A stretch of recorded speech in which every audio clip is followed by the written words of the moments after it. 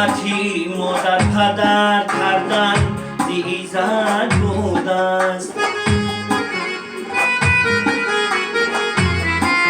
هر کی خیبن میکند شخصی بهیمت بود است. هر کی خیبن میکند شخصی بهیمت بود است.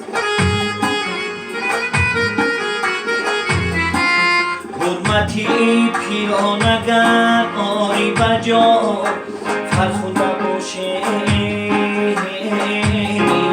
جای مردانی نکو رفتار جنت بود است.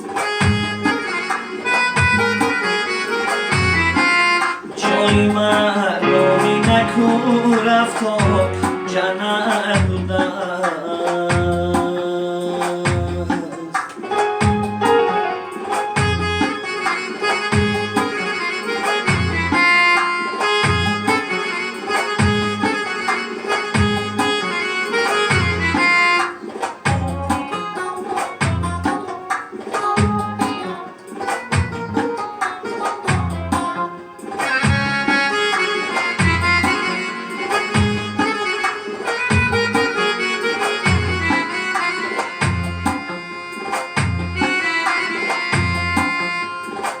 ای مردی مسلمان هم نماز و روز است، به نماز و روز رفتن سخت ایراد بود است. آدمی را خواه و ناخواه از ازل تا روزی مرده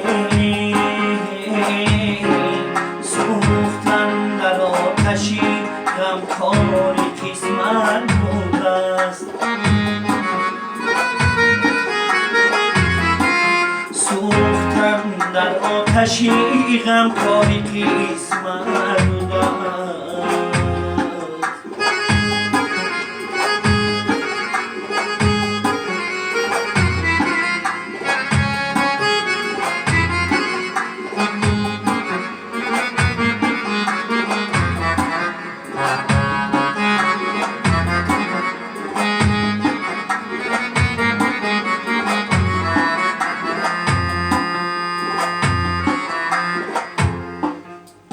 از مقامی تاجداران بهری دفی خشتن، راج و سرسوی پستی تنگی میلد بوده است.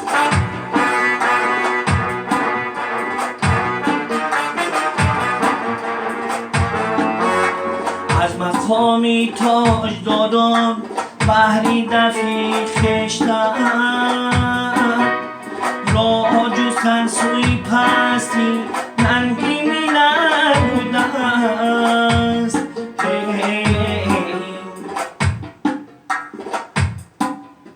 مطربا در گوش خلقی پای درگیر گابیدن،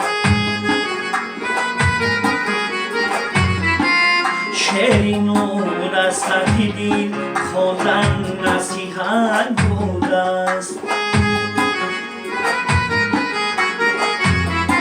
شعری نور از سطح دل خواندن نصیحت بود است. حرمتی مادر پدر کردن زی ایزد بود است. هر کی خیمن میکند شخصی بهیمت بود است. حرمتی پیران اگر آری بجا فرخنده باشه، جای مردانی نکو رفتار جنت بود است. جای مردانی نکو رفتار جنت بود است.